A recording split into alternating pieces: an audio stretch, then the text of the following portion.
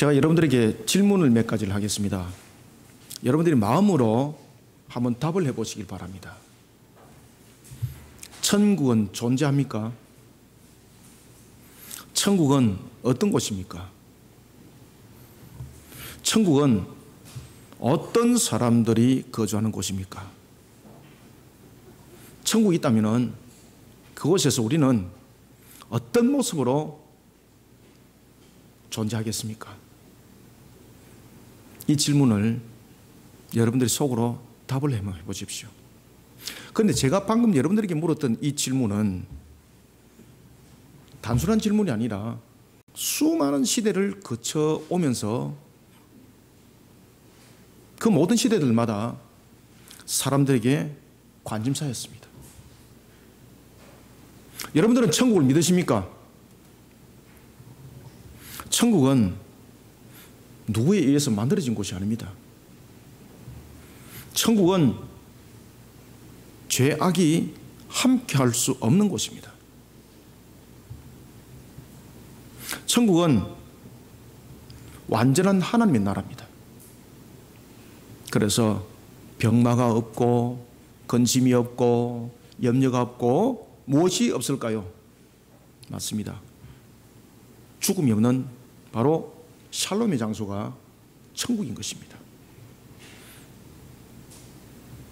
그래서 그것을 요한계시록에서는 하늘 보좌에서 내려왔다라고 말하는 겁니다. 우리가 창세기를 잠깐 돌이켜보면 하나님이 천지 만물을 창조하실 때 이런 말씀하십니다. 하나님이 보시기에 좋았더라. 이 속에는 하나님의 창조 목적이 대변되고 있습니다. 제가 이제 교육 시간 때도 이 부분들을 강조를 하면서 가르쳤는데, 하나님이 보시기에 좋았더라 속에서 만약에 우리가 하나님의 창조 목적을 잃어버리고 있고 하나님의 속성을 잃어버리고 있다면 성경 전체를 다 놓쳐버린 거다. 하나님이 보시기에 좋았더라, 이 속에 단 천국의 개념이 이 속에 같이 담겨져 있습니다. 아시겠습니까? 하나님 보시기에 좋았더라라는 것은 그 속에 악이 존재하지 않는다는 겁니다. 하나님 보시기에 좋았다라는 것은 어떤 실수로 인하여서 만들어진 것은 없다는 겁니다. 하나님이 보시기에 좋았더라는 것은 어떤 다른 작용에 의해서 덧붙여진 것이 없더라는 것입니다. 모든 것은 하나님의 계획하심대로, 전지하신 하나님의 계획하심대로, 전능하신 하나님의 능력대로 창조되어진 것이 바로 만물입니다. 그래서 하나님 보시기에 좋았더라고 말을 하는 겁니다. 천국은 이와 같이 하나님 보시기에 좋았더라라는 선과 결탁되어 있는 장소입니다. 이런 천국은 우리 시대뿐만 아니라 모든 시대를 통틀어서 가장 관심사가 바로 이 내용들이었습니다. 마태 또한 제자들이 있던 그 시대, 이 부분에서 매우 관심사가 깊었습니다. 마태는 예수님의 가르침을 통해서 천국에 도래와 그와 관련된 7가지 비유를 마태복음에 기록을 하게 되는데, 그 첫 번째 비유가 씨 뿌리는 자의 비유였습니다. 그리고 두 번째는 곡식과 가라지였고, 세 번째는 겨자씨에 대한 비유였습니다. 특히 겨자씨에 대한 비유가, 겨자가 긍정적 반응적 측면에서 나타나는 것은 천국 비유 속에서 처음이라고 볼 수가 있겠습니다. 그런가 하면 네 번째는 누룩의 비유가 소개되어지고 있고, 다섯 번째는 밭에 감추어진 보화가, 그리고 여섯 번째는 값진 진주의 비유가 그 속에 등장을 합니다. 그런가 하면 마지막으로 일곱 번째는 각종 물고기를 모으는 찢어지지 아니하는 그물, 이것이 천국과 함께 비유되고 있습니다. 그래서 여러분들이 마태복음을 잘 보시면은, 특히 이제 이 사복음서를 잘 보시면은 어떤 사건들을 소개할 때에 그 사건들을 더 많이 소개할 수도 있는데 의도적으로 그 숫자에 맞춰서 소개를 하는 경향들이 매우 짙습니다. 방금 제가 여러분들에게 천국에 관한 비유를 말씀드릴 때에 몇 가지가 있단 말했나요? 맞습니다. 7가지. 7이라는 것은 히브리인들이 가지는 관점 속에서 완전수였고, 그들의 관점 속에서 바로 언약의 성취였습니다. 천국은 바로 어떤 곳인가? 완전한 곳이고 하나님의 언약이 성취되는 완전한 곳이라는 것이 바로 7가지 전체적인 비유를 통해서 설명을 하고 있었던 것입니다. 그런 가운데 오늘은 가라지 비유에 관한 설명입니다. 예수님께서 가라지에 대한 비유를 말씀을 했는데 제자들이 잘 깨닫지 못하는 겁니다. 왜 그런가 하면 그들이 가지고 있는 유대적 사고관점 때문이었죠. 그런가 하면 또한 인본적 사고관점 때문에 그것을 깨달아 알 수가 없는 겁니다.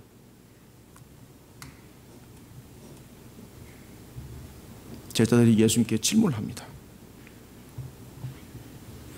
그때 예수님은 이 천국에 관한 비유를 왜 가라지를 들고 나왔는가라는 것에 대해서 이야기를 하면서 이것을 종말과 연결시킵니다. 특히 우리는 종말을 향해서 나가는 교회의 문제, 그리고 예수님이 제자들과 함께하던 이 시대는 교회라는 개념들이 없었습니다. 예수님께서 부활하시고 난 이후에 교회라는 에클레시아가 들어오게 된 겁니다. 그런데 이미 예수님께서는 이미 세워질 교회를 바라보면서 또한 종말의 세상들을 바라보고 모든 심판대가 열릴 백보자 심판대를 바라보면서 오늘 재밌는 것은 그 과정들을 6가지로 설명합니다. 이 부분에서 중심이 되는 것이 가라지입니다.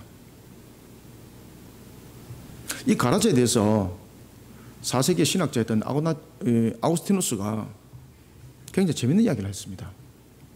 그것은 뭔가 하면 교회 속에는 알곡과 가라지가 있는데 누가 알곡이고 누가 가라지인지는 어렴풋이는 알 수는 있다.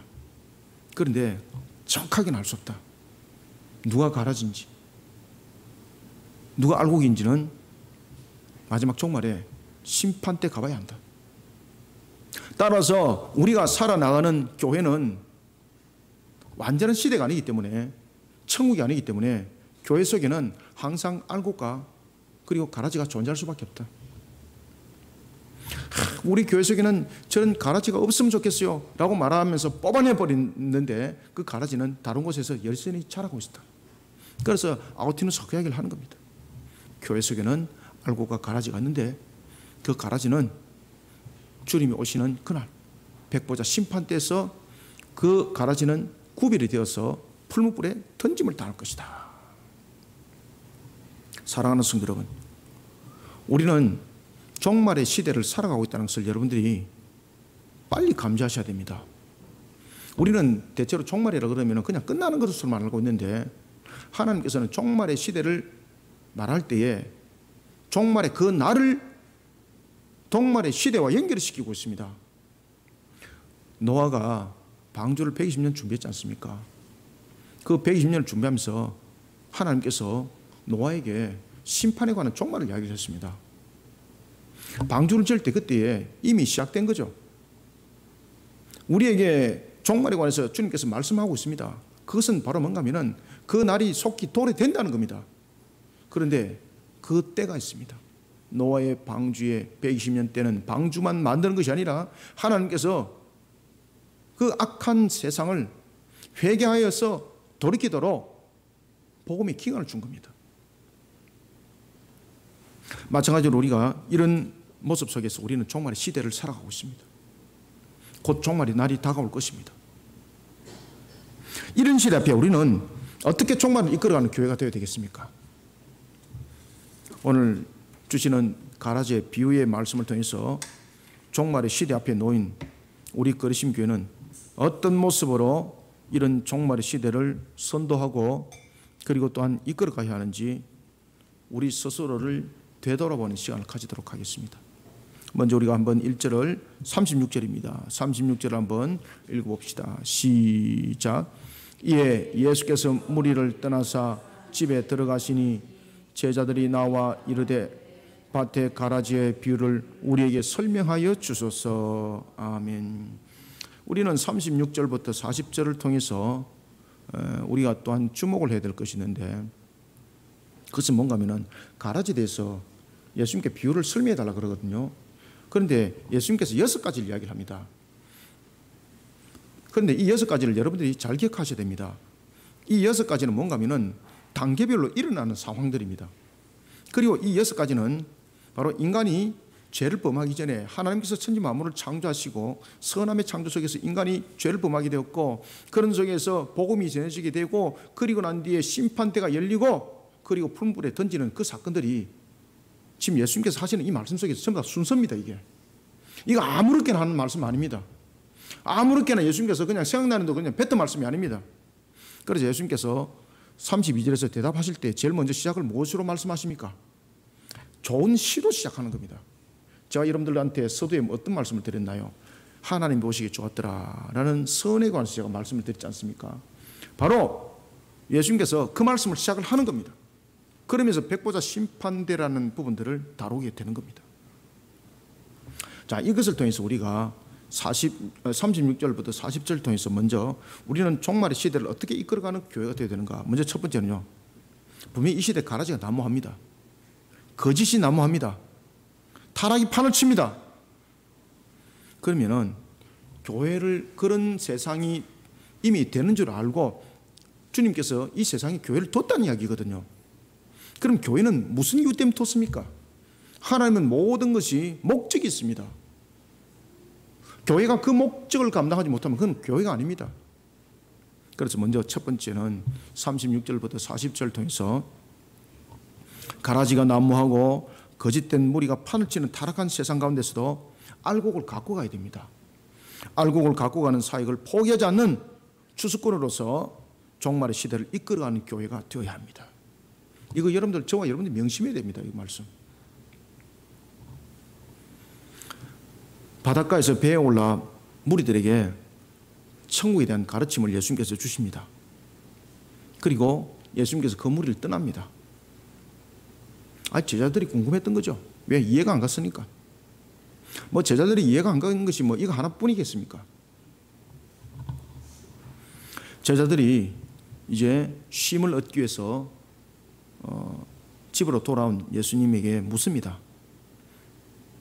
주님, 오늘 천국의 비유를 가르칠 때에 천국에 대한 부분들을 이야기를 하면서 가라지의 비유를 가르쳤었는데, 이 가라지의 비유가 무엇을 의미합니까? 좀 가르쳐 주십시오. 모르기 때문에 가르쳐 달라고 그랬잖아요.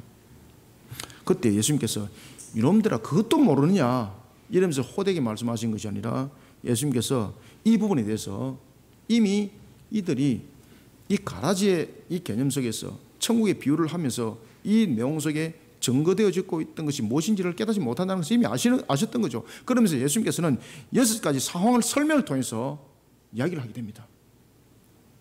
이 6가지 상황 속에서 진행된 단계를 잘 보셔야 됩니다. 그래서 여러분들 그것을 무턱대고 말하시면 안 됩니다. 제일 먼저 예수님께서 가라지에 대한, 천국에 대한 비유를 설명할 때 가라지에 대한 비유를 가지고 말씀하십니다. 그때 제일 먼저 6가지 상황을 들고 놉니다. 그때 예수님께서 제일 먼저 무슨 이야기를 하시나요? 좋은 시를 가지고 이야기합니다. 좋은 시. 제일 먼저 좋은 시를 먼저 소개합니다. 왜 그럴까요? 이 과정을 통해서 예수님은 무엇을 말씀하시고자 했을까요? 천국이 왜 존재되는가 이유를 설명해야 되는 거잖아요. 그럼 천국은 어떤 곳인가를 설명해야 되는 거잖아요. 그래서 하나님의 창조와 함께 연결시켜 놓습니다. 좋은 씨를 뿌리는 일을 먼저 소개합니다. 왜냐하면 이 과정을 통해서 하나님께서 창조하신 처음이 선을 이루고 있다는 것을 강조하기 위함이었습니다. 창세기 1장은 천지 만물의 창조에 대해 말씀을 주고 있습니다. 그리고 7번에 좋았더라라는 토브라는 단어를 등장시킵니다. 하나님께서 창조하신 그 창조 만물이 선을 이루면서 창조됐다는 것을 증거를 하고 있습니다. 그래서 좋은 씨를 뿌리는 이는 인자라고 말을 하고 있는 겁니다.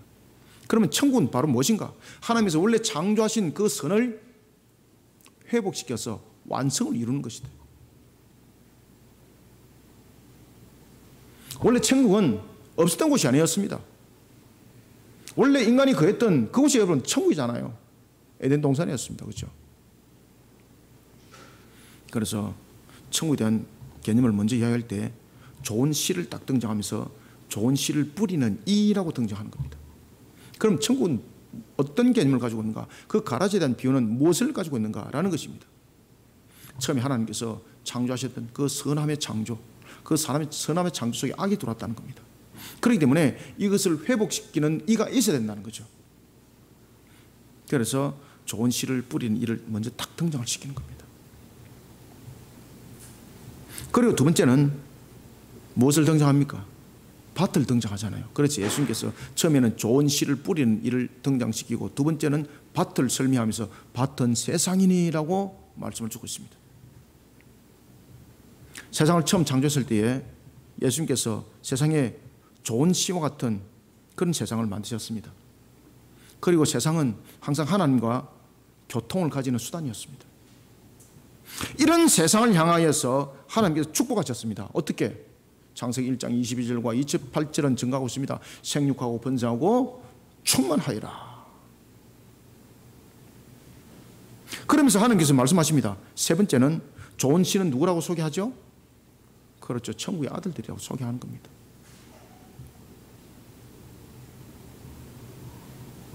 원래는 가라지가 존재를 안 했다는 겁니다. 원래는 하나님의 선한 창조와 그리고 하나님의 택한 백성들의 그 삶의 터전 속에서 아름다움을 이뤄가는 것이 우리의 삶의 터전이었다는 겁니다. 이런 하나님의 천지 만물의 창조가 선한 목적 속에 이루어졌다면 천국이 우리에게 소망과 희망이고 우리가 가야 될 목적지가 된 가장 근원을 이루는 것이 무엇인가? 세 번째가 오늘 본문에 나타나고 있는 것처럼 좋은 씨가 천국의 아들들이라고 말하고 있습니다.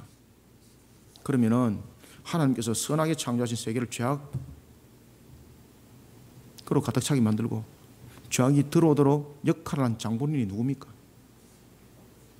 아담으로 하여금 죄를 짓도록 유혹했던 자가 누굽니까? 바로 마귀입니다. 그래서 예수님께서 가라지 비유와 관련한 것을 말씀하시면서 네 번째 가라지가 무엇인지 말씀을 줍니다. 가라지는 악한 자의 아들들이요. 누구의 아들들요? 악한 자의 아들들이요. 원래 하나님께서 선함으로 창조를 이루었던 그 창조 속에 이 마귀가 하나님의 창조의 선함을 악으로 물들게 했다는 것입니다. 그래서 가라지라는 것이 무엇인지를 이제 설명하는 겁니다. 처음부터 가라지는 존재하지 않았다는 겁니다. 하나님의 원래 창조는 좋은 씨, 선함에 대한 창조.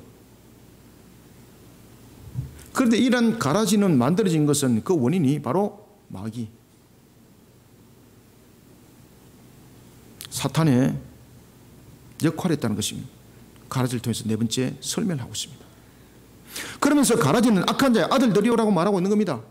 창세기 4장 16절 이하에 보면 악한 자의 아들들에 대해서 가인의 후손을 소개하고 있습니다.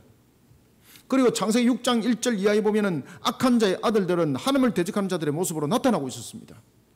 결국은 이들에게 무엇이 내려지게 되는 겁니까? 바로 심판이었습니다. 그래서 다섯 번째는 하나님의 선한 창조 세계를 가라지라는 악한 아들들을 만드는 원흉이 누군지 이제 밝히는 겁니다. 그러면서 다섯 번째는 가라지를 뿌리는 원수는 누구요? 마귀요 라고 말을 하는 겁니다. 마귀. 그런가 하면 이 상태로 그만둘 것인가? 이 상태로 멈출 것인가? 그러면 하나님은요 무능하신 분이에요. 하나님이 전능하신 분이 아니에요. 창조까지는 했는데 자기의 창조 세계를 빼앗겼다는 거예요. 그죠? 세상이 악했다는 것은 창조 세계가 극단적으로 말하면 창조 세계를 선하게 만드는 창조 세계를 악한 이에게 빼앗겼다는 이야기거든요. 그래서 여섯 번째 딱 그 말씀을 하는 겁니다. 여섯 번째는 하나님께서는 자신이 창조하신 세계를 선함으로 다시 회복시킬 것을 말씀합니다. 바로 추수꾼은 천사들이요. 그 이야기를 딱 하는 겁니다. 그리고 최종 종말의 추수의 과정을 통해 악한 마귀가 뿌린 가라지는 어디에 던짐을 당한다는 겁니까? 그렇죠. 풀무불에 던짐을 당할 것을 말씀해 주고 있습니다. 이것을 기억을 하면서 36절부터 40절을 다시 한번 더 읽어봅시다. 시작. 이에 예수께서 무리를 떠나사 집에 들어가시니 제자들이 나와 이르되 밭의 가라지의 비유를 우리에게 설명하여 주소서.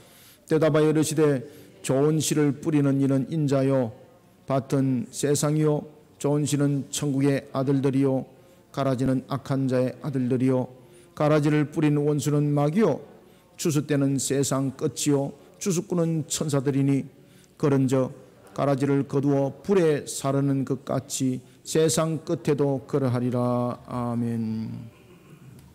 사랑하는 성도 여러분, 세상의 가라지가 나무한 것은 마귀의 유혹으로 세상이 죄악 가운데 놓여져 있기 때문입니다. 그러나 하나님은 이것을 방치하지 않습니다. 왜냐하면 하나님의 속성이 이것을 허락지 않기 때문입니다. 그래서 우리는 하나님을 잘 아시면은요, 눈에 보입니다, 신앙이. 그래서 우리는 오늘도 하나님을 잘 알아가는 일에 힘쓰고 애쓰는 자들이 되어야 합니다. 신앙이 눈에 보여야 합니다. 신앙이 마음에서 뜨거워져야 하고 가슴에서 살아 움직여야 됩니다. 하나님은 절대 마귀의 유혹 속에서 무너져버린 세상 절대 방치하지 않습니다. 그러면 하나님은요, 방종주의자가 되는 겁니다. 만들어 놓고 무능력자 그리고 방종주의자가 되는 겁니다. 한탄만 하고 앉아가 있고. 이게 무슨 하나님이십니까? 이게 무슨 절대 주권자고 졌는 자십니까? 하나님은, 하나님의 속성은 이것을 허락지 않습니다. 여기에 대해 예수 그리스도의 대속의 피값으로 세워진 교회는 이 시대 앞에 어떻게 해야 되는가? 왜 예수님께서 그 피값으로 교회를 세웠는가를 여러분 기억하셔야 됩니다. 바로 이 시대 앞에 하나님의 뜻을, 하나님의 목적을 온전히 감당하기 위해서, 추수의 역할을 하기 위해서 교회는 세워진 겁니다. 그 이단들이 추수라는 단어를 많이 쓰니까 이 교회들이 어느덧 추수라는 단어를 전부 다 지워버렸습니다. 제가 어릴 때만 해도요, 추수라는 단어를 참 즐겨 썼습니다. 제가 뭐 어릴 때, 그러니까 뭐 20, 30년 전이 아닙니다. 제가 어릴 때 그러면 한 50년 전입니다. 그때는 추수라는 단어를 교회 속에서 굉장히 강조를 많이 했었습니다. 그런데 이 이단들이 추수꾼이라는 이 단어를 등장시키면 어느덧 교회 속에서 그 단어를 다 지워버리는 거죠. 우리는 반드시 여러분들 기억해야 될 것은, 우리는 이 시대 후에 에클레시아 교회가 왜 세워졌는가, 어떤 목적을 가지고 있는가, 바로 추수꾼의 역할입니다. 이 추수꾼의 역할을 감당하지 못하면 교회가 아니요 성도가 아닙니다. 왜냐하면 그 목적의 성취를 이루는 일에 쓰임받지 않고 있기 때문입니다. 알곡은 더욱더 건강하게 만들어가는 추수꾼의 교회가 되어야 합니다. 알곡을 가꾸는 두 가지 사이에 우리는 틀림없이 세우셔야 합니다. 바른 말씀을 가르쳐야 됩니다. 그리고 바른 교리를 가르쳐야 됩니다. 우리가 말씀이 더욱더 견고하게 세워지려면 교리라는 뼈대가, 건강한 뼈대가 세워져야 합니다. 건강한 뼈대가 없는데 살만 많이 붙여 보십시오. 바람 불면 넘어지잖아요. 그냥 모양만 그냥 화려한 하나의 형체에 불과한 것입니다. 저와 여러분들이 몸이 있는데 이 몸속에 뼈를 다 한번 훑어내 봅시다. 그러면 저희들은 이렇게 서 있지 못해요. 그냥 땅바닥에 늘 그냥 기고 다녀야 되는 거예요. 우리는 추수꾼의 교회로서, 또한 이 시대에 세워진 추수꾼으로서 우리는 바른 말씀을 가르칠 뿐만 아니라 바른 교리를 가르치는 이 영적으로 무너짐을 당하고 있는 세상을 향해서 단단한 뼈의 골격을 만들어가는 사역에 대해서 우리는 사력을 다해야 됩니다. 마귀가 뿌려놓은 유혹이 세상을 뒤덮고 있습니다. 세상이 가라지로 가득합니다. 거짓된 것이 위장되어서 참이라고 속이고 있습니다. 이걸 어떻게 구분한단 말입니까? 이걸 어떻게 우리가 분별한단 말입니까? 그래서 바른 말씀과 바른 교리에 대한 것을 통해서 분별력을 가져야 하는 것입니다. 그래야만이 우리가 더욱더 알곡을 건강하게 만들어가는 사역들이 펼쳐지고, 그리고 또한 그런 속에 하나님의 택한 백성들의 그 수가 채워지는 속에 우리의 세원을 새 땅은 속히 열리는 겁니다. 우리가 만약에 이 사역들을 방치해버린다면요, 마치 새하늘과 새 땅은 오지 않는 것처럼 우리 속에 그렇게 마귀의 역사 속에 딱 그대로 걸려서 디디하게 진행되는 겁니다. 거짓된 것이 마치 참된 것처럼 위장한 것을 우리가 어떻게 확인하고 발견하겠습니까? 바른 말씀과 바른 교리에 뼈대가 없으면 이건 절대 불가능해요. 그렇기 때문에 우리는 추수꾼의 교회로서 알곡을 잘 양육하는 그 그 사이에 바른 말씀을 가르치고 바른 교리를 가르치면서 종말의 시대를 이끌어가는 교회가 되어야 합니다. 세상이 타락했다고 한탄하고 앉아가 있고 포기하는 것은 하나님의 창조를 회복시키는 목적 가운데 세워진 교회와 성도의 자세가 아닙니다. 우리가 만약에 이런 모습으로만 되어 있다면 철저히 회개해야 됩니다. 세상은 이미 아담이 죄를 지으면서 그리 타락하였습니다. 그런데 그렇기 때문에 그 세상에 그냥 방치하는 것처럼 또한 세워진 자가 되어서는 안 됩니다. 한탄하는 것으로만 끝나서는 안 되는 것입니다. 우리가 세워진 목적이 있는 거예요. 그러면 하나님 전능하신 분이에요. 전지하신 분이에요. 그 하나님이 목적을 이루기 위해서 세웠다면 그 속에는 능력도 함께 있어요. 그 능력이 무한함이에요. 무한함. 유한성을 가진 우리가 어떻게 그것을 갖다가 판단할 수 있고 파악을 할 수가 있습니까? 그러니 우리는 주님의 사역을 감당할 때 늘 유한성을 가진 우리에게 필요한 것은 기도하는 자세가 필요하다는 거예요. 타락한 세상 가운데서도 알곡을 갖고 나가는 사역을 포기하지 않는 추수꾼으로 종말의 시대를 이끌어가는 교회 그리고 성도들이 되시기를 소원합니다. 그 다음에 두 번째는 41절을 함께 읽읍시다. 시작. 인자가 그 천사들을 보내리니 그들이 그 나라에서 모든 넘어지게 하는 것과 또 불법을 행하는 자들을 거두어내어. 아멘. 자, 여러분들 오늘 여기서 주목을 딱 하셔야 됩니다. 그것은 뭔가 하면요, 불법하는 자와 불의하는 자가 풀무불에 지금 던짐을 당하잖아요. 그런데 그 앞에 딱 어떤 한 말씀을 딱 주고 있습니다. 이 예수님께 주신 말씀이거든요. 이게 뭔가 하면은 신앙을 하는 일에 올무를 역할을 하고 덫의 역할을 하고 다른 사람이 신앙을 하지 못하는 것을 방해하는 자들로 풀무불에 던짐을 당한다. 주시하라. 지금 이 말씀입니다. 그래서 오늘 이 본문의 말씀은 둘로 잘라서 보셔야 됩니다. 어떻게 잘라 보셔야 되는가 하면 41절은 인자가 그 천사를 내보내니 그들이 그 나라에서 넘어지게 하는 것, 여기서 잘라야 됩니다. 우리의 신앙을 하는 데 있어서 넘어지게 하는 것 용서받지 못합니다. 그 다음에 두 번째는 불법을 행하는 자들. 그래서 우리는 41절부터 42절을 통해서 하나님 앞에 불법하고도 그 죄를 깨닫지 못하고 있는 시대를 영적으로 일깨우는 사역을 멈추지 말아야 됩니다. 이 세상은 이것을 모르고 있습니다. 방치하면요, 교회는 방치죄가 있습니다. 성도는 방치하는 죄가 있습니다. 아시겠습니까? 에이, 나는 뭐 그게 관여 안 할래요. 하나님께서 우리를 향해서 세운 목적이 있는데 그 목적을 감당하지 못하면 직무유기가 되는 겁니다. 직무유기는 곧 죄입니다. 하나님 그가 물어요, 여러분들. 아시겠습니까? 우리 그리심교회가 여러분 사력을 다하잖아요. 세상 사람들을 보면은, 또한 다른 교회에서도 보면은 우리 교회가 이 세상 가운데서 참 좀 유별난 교회다라고도 볼 수도 있습니다. 우리가 지금 여러분들 펼쳐나가고 있는 이러한 우리 바티스트 사역이 어마어마한 사역들이 지금 펼쳐나가고 있는 거지 않습니까? 우리는 이 본문을 통해서도 분명히 깨달아야 됩니다. 그래서 하나님 앞에 불법하고도 그 죄를 깨닫지 못하고 있는 시대를 우리는 영적으로 일깨우는 사역을 해야 됩니다. 멈추지 말아야 됩니다. 아시겠습니까?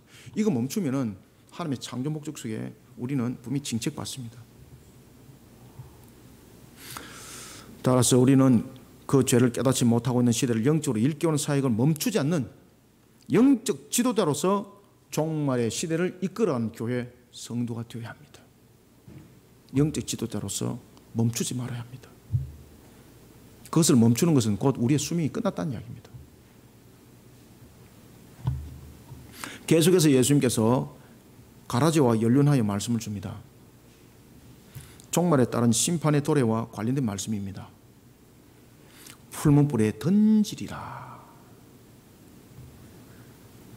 예수님께서는 두 분류의 대상이 풀문불에 던질 것을 말씀합니다. 첫 번째는 그 나라에서, 주목하십시오, 그 나라에서 모든 넘어지게 하는 것입니다. 어떤 것이라고요? 넘어지게 하는 모든 것입니다. 모든 것. 넘어지게 하는 것.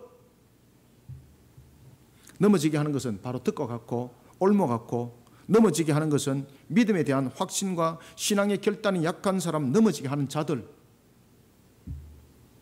그리고 또 넘어지게 만드는 환경을 만드는 자들의 그 모든 것이 넘어지게 하는 것에 포함이 됩니다. 예수 그리스도를 구세주로 믿는 믿음의 신앙관이 아직 분명하지 못한 연약한 신앙의 모습을 하고 있는 자들은 참 바른 신앙관을 가지는 것이 매우 중요합니다. 그런데 이들이 바른 신앙관을 가지지 못하도록 회봉하고 유혹하고 그 사람으로 하여금 신앙을 떠나게 하는 자, 떠나게 하는 것들에 대해서 오늘 본문이 정확하게 말씀을 주고 있습니다. 이와 같은 자는 마귀에 속한 자니 반드시 어디에 던짐을 당한다고요? 그렇죠. 풀무불에 던짐을 당할 것이다.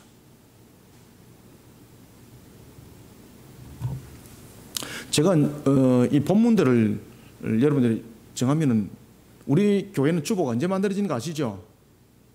우리 교회 주보는 수요일 날 되면은 다 만들어지고 목요일 되면 프린트 돼서 나옵니다. 우리 교회 주보는. 그리고 지금 계속해서 우리가 이제 교회관에서 우리가 말씀을 전가하기 때문에 그 관계된 본문들은 이미 몇 달 전에 다 정해져 갖고 다 내려옵니다. 그래 어떤 사람은 이런 이야기합니다. 야, 저거 내 이야기 듣고 저거 저래 지금 말씀 증거하는 것 아닌가? 천만에. 저는 절대 그렇게 설교하는 성격이 아닙니다. 저는 본문 속에서 하나님이 주시는 말씀만을 제가 증거하고 설교하는 사람입니다. 오늘 본문을 여러분들이 잘 주시하셔야 됩니다. 그리고 이 말씀 속에서 내가 어떤 모습 속에 나를 당금질해야 되고 더욱더 세워나가야 되는가는 여러분들의 몫입니다. 이게 우리 교회 몫이기도 합니다. 그래서 우리는 신앙을 떠나게 하는 조건들을 만들면 안 됩니다. 교회 속에서 성도들 간에 신앙을 떠나게 만드는 조건을 만들면 안 됩니다. 서로 간에 함께 화목을 이루고 함께 하나가 되어서 나갈 수 있는 그런 연합과 일치를 이루는 공동체를 계속해서 만들어 가야 합니다. 그래서 서로를 위해서 기도해주고, 우리가 여러분 세상 속에 살아가면서 얼마나 근심도 많고 부족함들을 많습니까? 그것은 우리의 구별점들이 아니죠. 항상 우리가 신앙 안에서 회복받고, 또한 신앙 안에서 회복받는 것은 신앙만의 회복이 아니라 천지 만물의 주관자가 하나님이지 않습니까? 하나님이 그 환경조차도 난주에 차골로 넘치게 하셔서 다 회복시키는 거예요, 여러분들. 그래서 신앙 안에서 여러분 답을 찾아야 되는 거예요. 신앙 안에서 이런 부분에 우리가 연합을 이루고 일치점을 이루어가야 되는 거예요. 그래서 우리의 모든 생각조차도 머리 대신은 예수님을 떠나지 말아야 됩니다. 그리스도의 관점을 떠나지 말아야 합니다. 아시겠습니까? 그래서 신앙을 넘어지게 만드는 올무와 같은 조건들, 환경들, 그리고 그러한 자들 용서하지 않는다는 겁니다. 하나님께서 푸른불에 던진다는 겁니다. 그러면 그런 조건들을 만들어가는 대상들이 있습니다.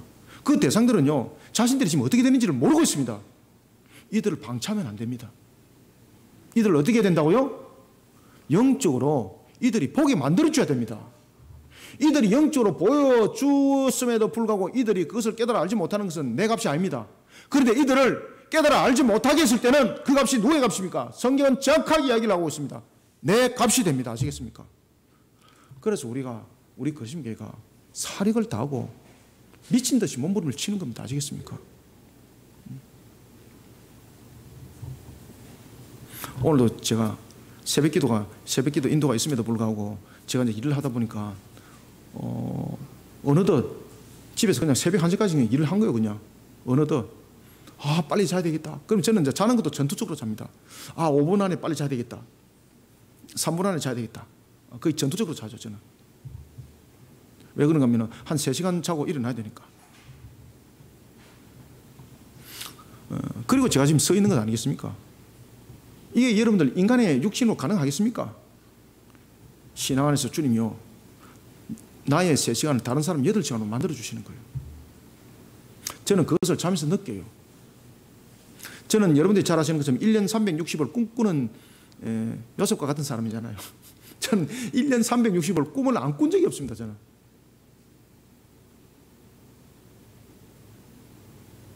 그 속에 뭐 쓸데없는 것도 있지만은 주님께서 말씀하시는 것들이 더 많아요. 그래서 저를 영적으로 막 치료를 해요. 아시겠습니까?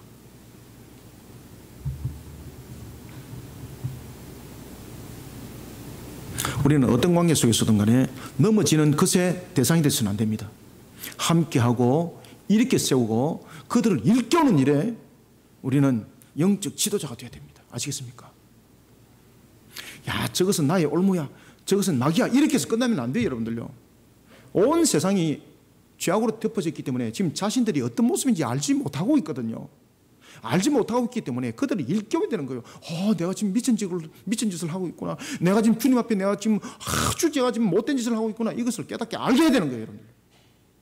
그래서 우리는 그들 향해서 신앙을 비춰내야 되는 거예요. 그들에게 말해야 되는 거예요.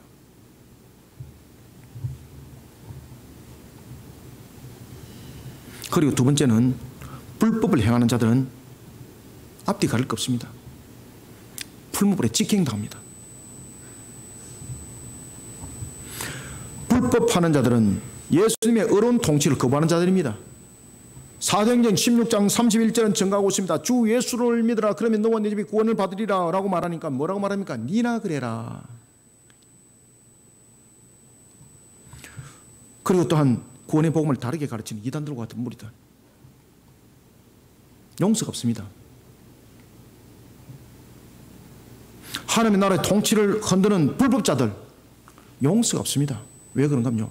마귀에 이미 속한 자이기 때문입니다. 그들에게는 오직 풀물밖에 없습니다. 그래서 여러분들 창세기 3장 15절에 보면은 뱀에 관해서 이야기할 때는 여인의 후손에 관해서는 회복을 언약을 하지만은 뱀에 관해서는 바로 심판 외에는 아무 이야기 하지 않습니다. 41절부터 42절 두 절을 한번 읽읍시다. 시작.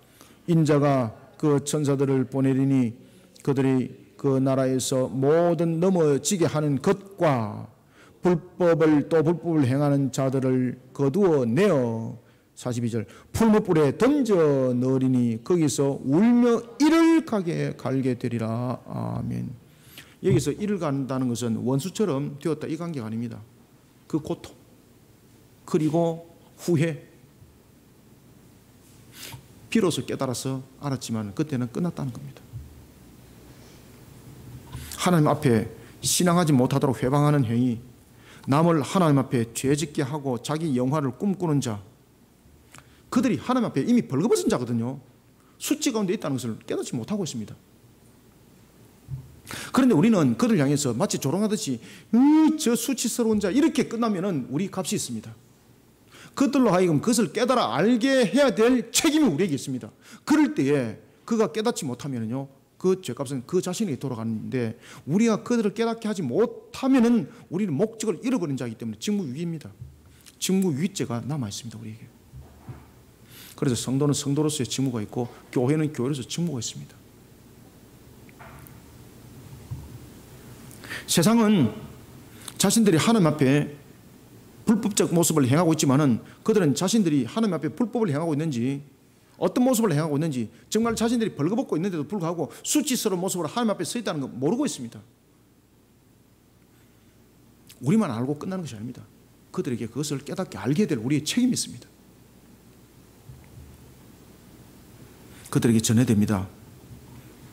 심판대 앞에 설 거라는 것. 몸서리치는 풀무불의 고통 가운데 던진다는 사실을 알게 됩니다. 절망하고 후회하고 비통에 빠져들게 될 것이라고 이를 갈 것이라 라는 것이 우리에게 조명해 주고 있습니다. 돌이킬 수 없는 겁니다. 돌이킬 수 없는 후회. 이를 간다는 것은 돌이킬 수 없는 후회입니다. 아무리 비떠한 심정으로 거기서 울고 이를 갈아도 용서받지 못합니다. 거룩하고 공의로우신 하나님 앞에 불의를 행하고도 자신이 복될 것이라 생각할 뿐 아니라 멀쩡할 것이라 착각하고 사는 사람들이 얼마나 많은지 모릅니다. 사랑하는 성도 여러분, 우리는 나만 그렇게 되지 않으면 된다라는 개념으로부터 벗어나야 됩니다. 그 속에 반드시 유기죄가 있습니다. 우리는 하나님의 형상을 돌아볼 수 있어야 합니다. 그래서 우리가 바티스타이 참 중요하다는 겁니다. 세상이 하나님 앞에 불법하고도 죄를 깨닫지 못한 것은 흑암에 사로잡힌 결과물입니다. 이 흑암을 영적으로 일깨우라고 우리는 이 시대 앞에 세워진 교회입니다. 그리고 남아있는 성도라는 것을 우리는 깨달아야 됩니다. 존재는 그 존재가 가지고 있는 가치를 발할 때 존재가 필요한 거지, 가치를 발하지 못할 때는 존재가 필요 없는 겁니다. 마태복음 21장 19절에 보면 열매를 맺어야 할 그 시기에 열매를 맺지 못하는 무화과 나무 어떻게 됐습니까? 그렇죠. 존재적 가치로서 필요 없는 거거든요. 그러니까 저주에서 말라서 끝나버린 거예요. 존재할 이유가 없다는 거죠. 우리가 세워진 교회도 마찬가지고 성도도 마찬가지입니다. 분명히 존재와 목적이 있습니다. 하나님 앞에 불법을 하고도 그 죄를 깨닫지 못하고 있는 세상, 이 시대를 영적으로 일깨우는 사역을 멈추는 교회, 더 이상 무화과 나무가 아닙니다. 하나님 앞에 불법하고도 그 죄를 깨닫지 못하고 있는 시대를 영적으로 일깨우는 사역을 멈추지 않는 영적 지도자로서 종말의 시대를 이끌어가는 교회, 저와 여러분이 되기를 소원합니다. 마지막으로 43절 한번 읽읍시다. 시작. 그때에 어인들은 자기 아버지 나라에서 해와 같이 빛나리라. 귀 있는 자는 들으라. 아멘. 자, 여러분 오늘 이 본문 속에서는 좀 굉장히 낯이 익은 구절이 말씀이 있지 않습니까? 어떤 겁니까? 귀 있는 자는 빛과 같이 네. 귀 있는 자는 들으라 그러잖아요. 귀 있는 자는 들으라. 어디서 나타났습니까? 이 말씀이. 그렇죠. 요한계시록에 보면은 에스보드 사빌라에서 다 나타나죠. 에베소 교회에서부터 라우디아 교회 이르기까지 소아시아 7교회 교회를 향해서 하나님께서 주신 말씀은 귀 있는 자는 성리 교회들에게 하는 말씀을 들을지다라고 말씀 줬지 않습니까? 오늘도 이 본문 속에서 뭐라고 말씀하시고 있는가 하면 귀가 있거들랑 이 말씀 반드시 들으라. 듣는 귀가 있다는 것은 무엇입니까? 인격적 존재라는 것이거든요. 인격적 존재라는 것은 그 부분에서 듣는 귀가 됐을 때와 듣는 귀가 되지 못했을 때의 그 값은 반드시 다르다는 겁니다. 그래서 귀 있는 자들은 들으라는 겁니다. 들어서 어떻게 하라는 겁니까? 반드시 이것을 바르게 세워나가라는 뜻입니다. 따라서 우리는 43절 통해서 흑암과 같은 시대 앞에 해와 같이 빛나는 사명으로 하나님이 통치하는 나라를 세워나가는 사역에 대해 포기를 모르는 자세로 종말의 시대를 이끌어가는 우리는 교회가 되어야 합니다. 종말의 심판대에서 심판이 단행될 때입니다. 1번 소리 꺼주세요. 1번.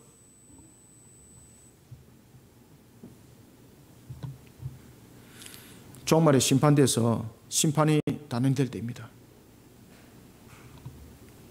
하나님께 불의하고 불법한 자들에게 풀무불 가운데 던져지는 판결이 내려집니다.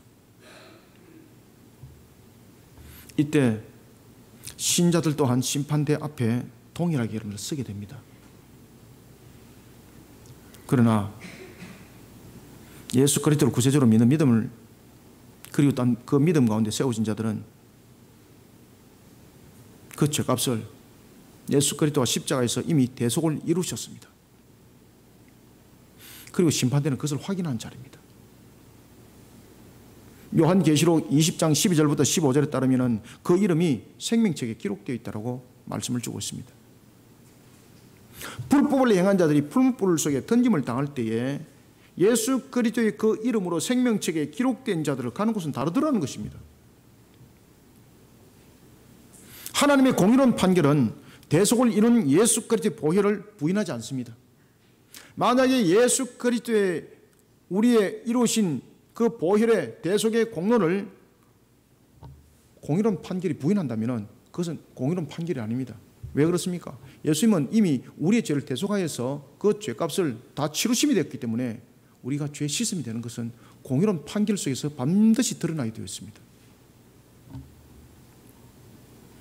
따라서 그리스도의 보혈로 심어진 자들을 하나님의 공의로운 법정은 그들을 의로운 자라고 인정을 합니다. 우리 스스로가 의로운 것이 아니라 예수 그리스도의 보혈로 통하여서 우리는 의로운 자로 인정을 받는 겁니다. 그리고 이들은 요한계시록 21장 26절에서 말하고 있는 것처럼 만국의 영광과 존귀를 가지게 됩니다. 만국의 영광과 존귀를 가지게 된다는 거예요. 그리고 새하늘과 새 땅이라는 하나님의 나라에서 무엇과 같이? 그렇죠. 해와 같이 빛나게 될 것이라고 예수님께서 말씀을 조명해 주면서 이렇게 말씀하시고 있습니다. 귀 있는 자들은 들으라. 이 사실을 들으라는 겁니다. 이 사실을 들으라. 43절 다시 한번 읽습니다. 시작. 그때에 어인들은 자기 아버지 나라에서 해와 같이 빛나리라. 귀 있는 자는 들으라. 아멘. 귀 있는 자는 들으라. 하나님을 향한 신앙의 걸음을 걸어가지 못하도록 넘어지게 하는 것, 그리고 하나님 앞에 불법하고 불의를 행하는 자는 풀무불에 던짐을 당할 것이라고 주님께서는 말씀을 주면서 이렇게 말합니다. 귀 있는 자들은 들으라. 종말의 심판대에서 예수 그리스도를 구세주로 영접한 자들은 하나님 나라에서 해와 같이 빛날 것이라고 주님께서 말씀을 통해서 들려주고 있습니다. 귀인 자들은 들으라는 겁니다. 사랑하는 성도 여러분, 귀는 어떤 역할을 하고 있을까요? 왜 예수님께서 귀라는 단어를 등장시켰을까요? 궁금하지 않습니까? 그래서 제가 성경을 찾아봤습니다. 참 재밌더라고요. 이사야서 64장 4절에 보면은요, 귀는 깨닫는 일을 해요. 귀는 깨닫는 일을 해요. 그래서 우리가 부지런히 말씀을 듣는 귀가 깨달음을 주잖아요. 그런가 하면 귀는요, 욥기에서 12장 11절에 보니까요, 말을 분별하는 일을 이 속에서 시작하는 거예요. 그 말이 어떻는지를 분별하는 것이 듣는 귀 속에서 분별이 시작되는 거예요. 그리고 또한 귀는 창세기 44장 18절에 이하니까요, 말씀을 전달받는 기능을 해요. 말씀을 전달받는 기능. 이런 귀를 통해 귀를 기울여야 될 것이 있습니다. 아시겠습니까? 이런 기능을 가지고 있는 귀, 어디에다가 기울여야 하는 겁니까? 어디에다가 이 귀가 기울여져야 된다는 겁니까? 그래서 이 귀는요, 듣는 것에 따라서 영향력을 받게 되어 있습니다. 이 귀가 무엇을 듣느냐에 따라서 우리 인격이 바뀌게 되어 있어요. 따라서 귀를 통해서 귀를 기울여야 될 것이 있는데, 그것이 바로 출애굽기 15장 26절을 보니까 하나님의 계명이 있다는 겁니다. 하나님의 계명. 우리는 오늘도 하나님의 계명에 귀를 기울여야 합니다. 그리고 이사야서 1장 10절에 보면 하나님의 법에 귀를 기울여야 됩니다. 이것을 하나님께서는요, 명령하셨습니다. 네 그렇게 한번 해볼래? 이것이 아닙니다. 명령하셨습니다. 그래서 우리가 신명기 27장과 28장에 보면은 하나님의 법도와 규례를 지키는 자들은 이와 같이 복을 받을 것이라 라고 말하면서 축복을 하지 않습니까? 모든 산업에 축복이 일어날 뿐만 아니라 심지어 기르는 덜짐승조차도 손대는 것마다도 그 성읍 안에 있을 때나 밖에 나갈 때나 언제든지 그런 복될 것이라고 말씀을 주고 있지 않습니까? 그때 그 모든 것의 발판들이 무엇입니까? 이와 같이 하면은 이었습니다. 그래서 샤마, 들으라는 것입니다. 들으라. 귀 있는 자는 들으라는 겁니다. 들으라, 샤마. 하나님의 말씀을 지키면은 이와 같이 너희들이 복을 받을 것이다. 이게 하나님의 속성 속에 나타나 있는 거예요, 여러분들요. 이미 창세기 1장에 보면은 하나님께서 생육 번성 충만이라는 축복은 이미 세상 안에서 이미 주님께서 우리에게 주신 말씀처럼 이미 선포되어 있고 이미 실행되어지고 있습니다. 우리는 이것을 획득해 가는 겁니다. 어떻게? 하나님의 말씀을 지키고 말입니다. 그러니까 이것을 귀는 들으라는 겁니다. 그래서 신명기에서 보면은 쉐마라는 단어를 굉장히 강조하고 있지 않습니까? 들으라는 거예요. 들으라. 하나님의 말씀에 귀를 기울이는 자는 그 영혼이 살아납니다. 그래서 이사야서 55장 3절은 증가하고 있습니다. 너희는 귀를 기울이고 내게로 나와 들으라. 그리하면 너희 영혼이 살리라. 아멘. 그러나 분명히 귀는 있는데 하나님의 말씀을 들으려 하지 않는 귀, 디모데후서 4장 4절에 이렇게 말해주고 있습니다. 세상에 허탄한 이야기를 쫓아가는 자가 될 것이다. 그런 귀를 이렇게 말하고 있습니다. 하나님의 공의의 말씀에 대해서 막힌 귀가 되어버릴 것이다. 그러면 이 귀는 어떤 귀가 되는가? 10편 58편 4절이 말하고 있습니다. 귀머거리 독사가 된다.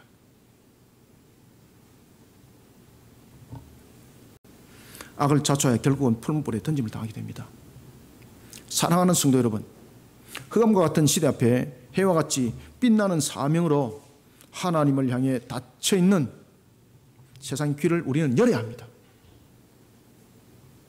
그리고 하나님이 통치하는 나라를 세워나가는 사이에 포기를 모르는 자세로 우리는 종말의 시대를 이끌어가는 영적인 교회가 되기를 소원합니다. 말씀을 맺겠습니다. 종말의 시대 앞에 우리는 하나님을 향한 열린 귀가 되어야 됩니다. 세상은 창조가 일어났을 때도 지금도 여전히 하나님의 절대 주권 가운데 놓여져 있습니다. 종말의 시대를 향한 하나님의 말씀에 대해서 열린 귀가 되어야 될 이유가 거기에 있는 겁니다. 하나님의 말씀에 대해서 열린 귀가 되어야 종말을 이끌어가는 교회가 됩니다. 그리고 종말을 이끌어가는 성도의 자세가 될 수 있습니다. 세상이 지금 거꾸로 돌아가고 있습니다. 그런데 세상이 거꾸로 돌아가고 있지만은 그 가운데서도 하나님의 일하심은 비밀하게 작용하고 있다는 것을 우리는 깨달아야 됩니다. 그래서 심지어 하나님께서는요, 악한 것들을 통해서도 하나님의 선한 목적을 이룬다 그러지 않습니까? 하나님을 향해 열린 귀가 되었을 때 이 사실을 깨닫게 되는 겁니다. 종말의 시대 앞에 세상이 음란하고 그리고 그 음란이 가득합니다. 교회 가운데 가라지가 춤을 추고 있습니다. 기가 막힌 거죠. 이런 순간도 우리는 하나님의 사역을 멈추지 않는 추수하는 교회로서 그 역할을 충성되게 감당하는 자리에 서야 합니다. 왜냐하면 이것이 우리의 존재적 가치와 이유와 목적이기 때문입니다. 우리가 이 존재적 가치와 이유와 목적에 대해서 그 직무를 유기한다면 하나님으로부터 버림을 당합니다. 왜? 필요가 없는 거죠. 종말의 시대를 예수 그리스도와 십자가의 바른 말씀과 그리고 바른 교리로 이끌어가는 우리 거리심교회 저와 여러분들이 다 되시기를 주님의 이름으로 축원합니다. 살아계셔서 역사하시는 주님, 주께서 오늘도 우리에게 은혜의 단비 꼴의 양식을 풍성히 부어주심을 감사합니다. 눈에는 보이지 않지만 살아계셔서 역사하시는 주님을 믿음의 눈으로 바라보고 하나님의 선한 손길 가운데 나가게 역사하여 주옵소서. 오늘도 주신 말씀으로 우리를 녹여주시고 오늘도 주신 말씀으로 우리를 새롭게 해주시고 주신 말씀으로 우리를 하여금 영적 무장하여 주의 뜻을 힘있게 세워나가는 십자가 군병 되게 하여 주옵소서. 우리가 세상을 선도해 나갈 때 사람의 수로 선도해 나가는 것이 아니라 바른 말씀과 바른 교리를 가르친 속에 세상을 이끌어가는 선도하는 교회 되게 하여 주시옵소서. 주의 주신 사명 가운데 굳건하게 세워 달려가는 동력하는 교회 되게 하여 주시고 주님의 주신 가운데 또한 우리가 엎드려서 기도하며 주님의 뜻 이루는 교회 되게 하여 주옵소서. 이라여 오늘도 주신 말씀이 우리를 녹여주시고 우리에게 셈이 되어주시고 우리에게 능력의 말씀으로 새롭게 일어나서 더 힘차게 달려가는 교회 성도들이 되기를 소망합니다. 종의 입술을 통하여 증거된 말씀이 이 한날에선 금의 말씀이 되게 하사 혼과 육과 골수를 찔러 쪼개는 주의 권능의 말씀이 되게 역사해 주옵소서. 이 말씀이 우리 모든 성도들에게 마음판 속에 심령 속에 각인이 되고 새겨지고 인격이 되게 하여 주옵소서. 말씀으로 녹여주시고 말씀으로 일어서게 해주시며 말씀의 권세로서 대적들을 물리치고 또한 세상을 향해서 자신의 벌거벗은 수치의 모습을 알지 못하는 세상을 향하여 정의의 입술이 열려지는 우리 성도의 모습이 되기를 소망합니다. 하나님 이런 속에 주님의 강력한 역사함이 더욱더 일어나고 새하늘과 새 땅이 속히 실현되기를 원합니다. 그리고 또한 이 사명 가운데 우리 거리심교회 바티스 사역을 두셨고 그리고 우리가 지난주부터 시작되고 있는 교리 8주 특강 성자 하나님과 예수 그리스도가 계속 진행되어지고 있습니다.